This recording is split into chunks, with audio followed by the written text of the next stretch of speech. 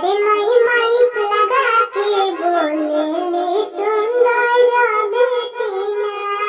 अरे my mic लगा के बोले ले सुंदर बेटीना।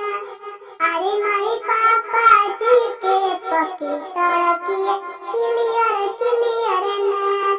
अरे माई पापा जी के पक्की सड़किया क्लियर क्लियर ना। अरे माई